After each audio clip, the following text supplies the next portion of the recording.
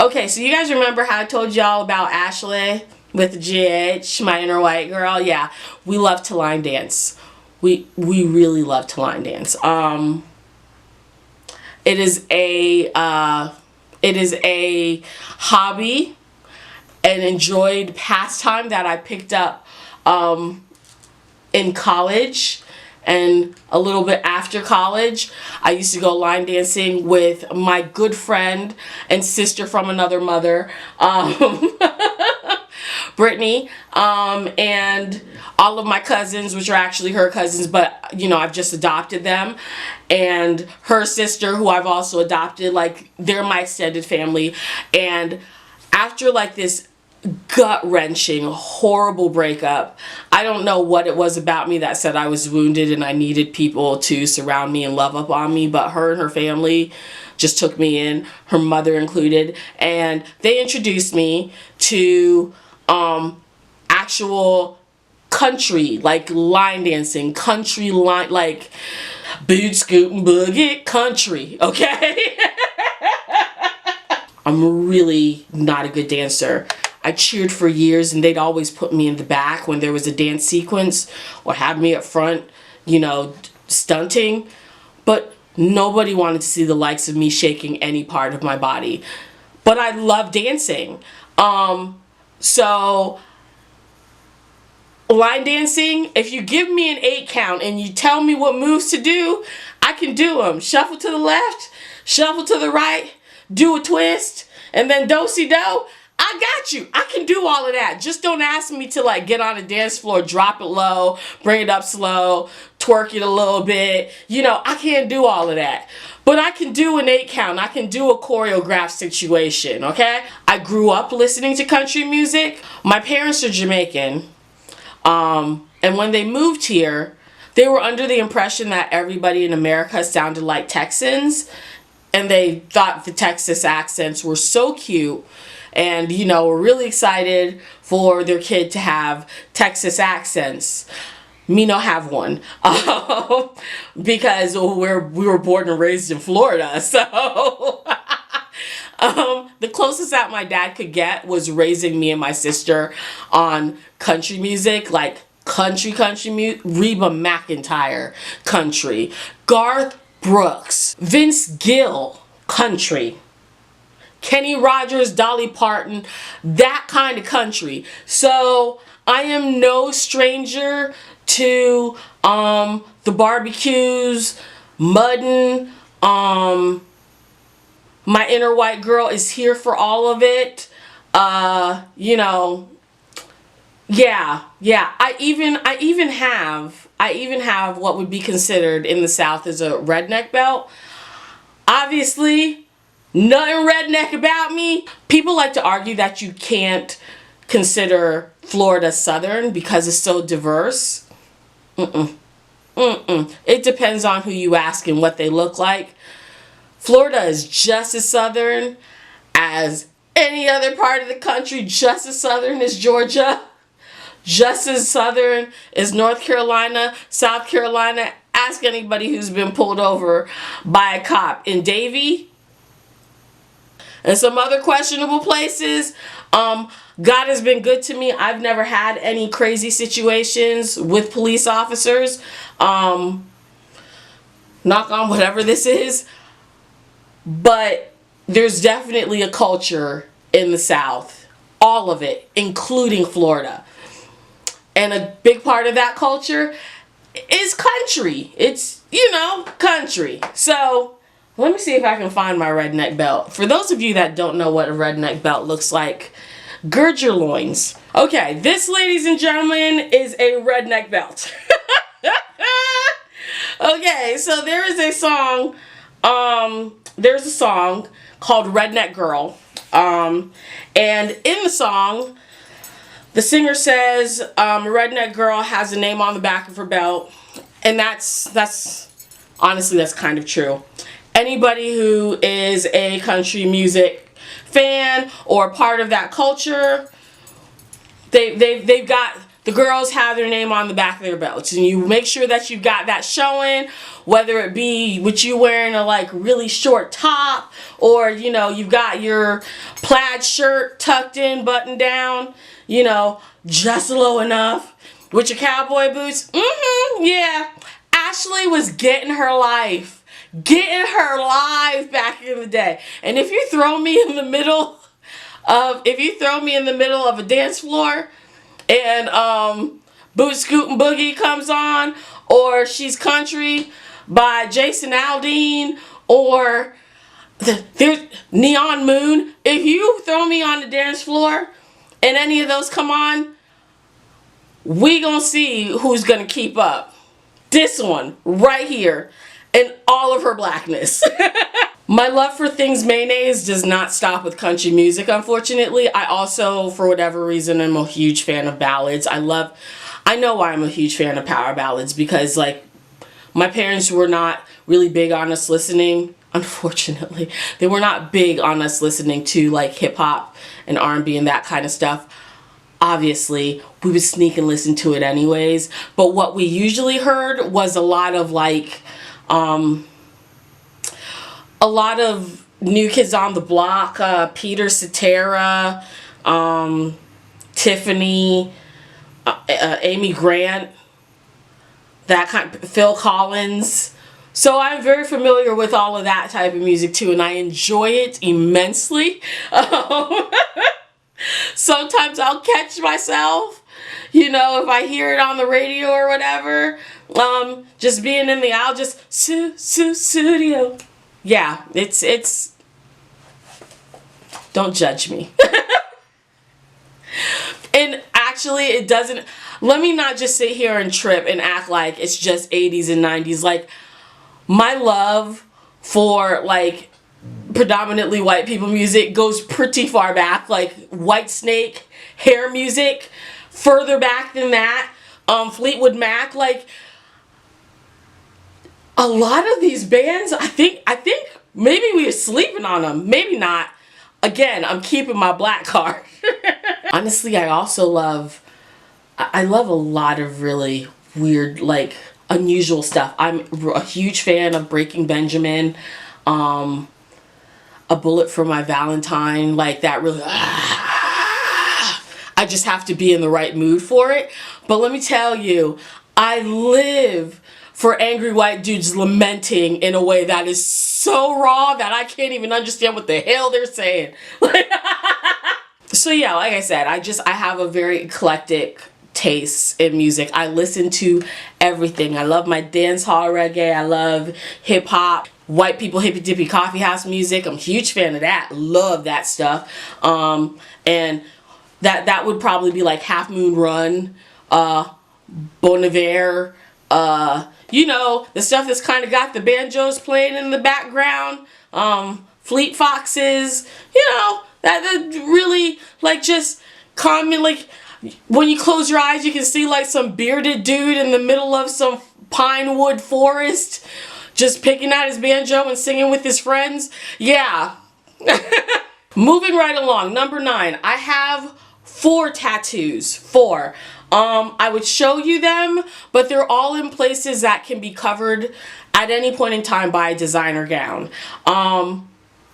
Long ago, before I knew who I was going to end up with, I have always, and you know, even thinking about it now, there's still a possibility that this may be a thing that I will be grateful that I don't have tattoos all over the place for. But I always kind of felt like, as much as I love tattoos, for me personally, tattoos are like underwear. You know, you show them to who you want to show them to. I have seen people with tattoos that are absolutely gorgeous. Like, I love sleeves, you know, that go all the way up here, or like, you know, those sometimes like the floral things like on your neck and décolleté. I think they're so beautiful, so beautiful. Not for me though, not for me. I have always wanted to be like one of those undercover rebels, you know what I mean? Like, where I can put on a designer gown and you have absolutely no idea that I have anything on my body. I also don't like the idea of being easily marked. I feel like tattoos can sometimes mark you. People can see you, like, say, let's just say, I am not, but let's just say I was like somebody famous, or a fugitive or something like that, and you know, like I had like this really big identifying tattoo on my thigh or on my leg or on my arm or whatever. I don't want to be easily spotted, or like, yeah, I know that's her for sure because I recognize that tattoo. No. So all of mine are covered up in places where, you know, unless you've had the fortune of seeing my chocolate chips in all their glory, you probably ain't ever gonna see them. But there's 4 of them. 4. Number 10. This one is probably due to the fact that I was born to Jamaican parents in a southern state. I hate rude people. Like, that is one of my biggest pet peeves. I do not like rude people. I do not like people who don't say thank you, who don't say please, who don't teach their children to have manners. Just basic common courtesy. If someone opens a door for you, say thank you. If you need something, say please. Don't be out here just, you know, burping in public and not saying excuse me, or shoving through people and being an ass. Like, have some manners. Okay, so this is a question that I'm asked sometimes, especially like in interviews, what my spirit animal is. My spirit animal, I would say, is a Clydesdale horse. The extraness and the frou-frou fanciness and the bouginess of a Clydesdale. Just next time you have the opportunity, take a look at the way Clydesdale horses strut. Like, it's not like regular horse. Like, horses are already pretty and they know they're pretty, so they have that kind of vain gait to them as it is. But Clydesdale horses take it to a whole nother spectrum. Like, they are literally... Clydesdale horses are like the Beyonce of horses. You know what I mean? They don't just strut. They saunter. You know? Like, they just, you know? You see them coming in the hooves with the fur on them. They're just like, yes, bitch, I'm here to F it up. Yes. So yes, my spirit animal is definitely a Clydesdale horse. Just super confident, super vain, working on the vain part, but, you know, just sexy and she knows it. You know, I mean, you can't tell me nothing, especially when I have on a good supported push-up bra and some long lashes and some high heels. Hide your husband, hide your boyfriend, because I can't be held responsible for them falling for me. Your girlfriend too, actually. Now, there is a very close second to my spirit animal. I also think that in the event that somebody messes with my family, and I consider my very close friends family as well, in the event that you mess with my family or my friends, then I become a honey badger. I have no time for people's BS when it comes to you hurt mines, you hurt me, and we gonna have a problem. Oddly enough, I don't really, and I'm working on that, I don't really put as much stock into the way I'm treated. But the BS that I'll take, you can't throw that on my mama. You cannot throw that on my sister, or there will be hell to pay. You keep that over here. You do not put that on my family, or we gonna have problems. So yeah, in situations like that, I have been known to regulate on behalf of people. In ways that I won't for myself, but I will for you though. Number 12, I am a creative. I love creating. And the older I get, I feel like this is one of my natural gifts that I'm just coming into and discovering and learning about myself. But I am naturally very crafty. I just picked up a sewing machine. And I've just taken to it. I've been knitting since I was 16. Really good at that. I was knitting in Florida, y'all. What the hell do I need to knit that I'll have to use in Florida? Mind you, it's all come in handy now that we're further up north, but love knitting, love crafting and making things. I'll put the video here of me making some earrings. I'll put another one here of me making a lariat necklace. I just love to create things, even if I'm not using them. 9 out of 10 times, a lot of the stuff that I do make, I don't even use. Like, I end up giving it away.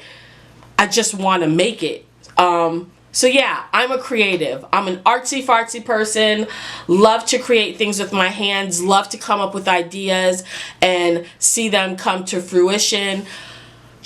I just love making things. And finally, number 13, I am very passionate about diversity and representation of women of color, black women, of all ranges, but I feel like the darker we go, the less we see. So I am a huge champion and what can I say?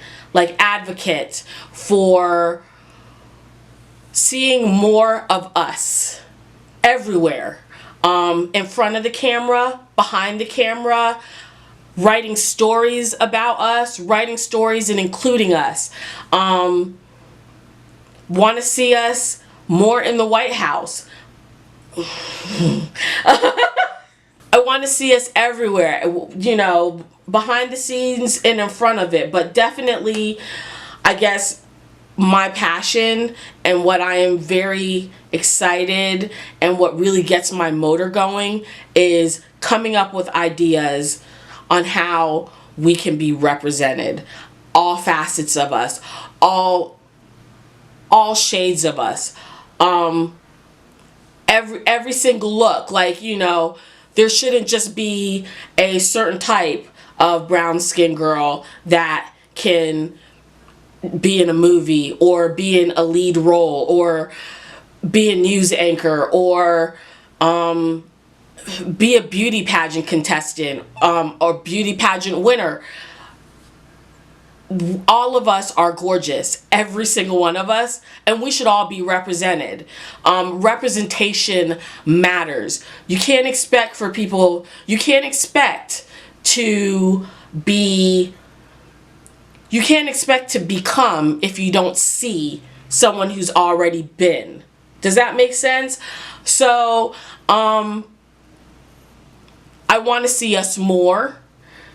I think that we might be moving more into that direction, but we still have a lot of work to do.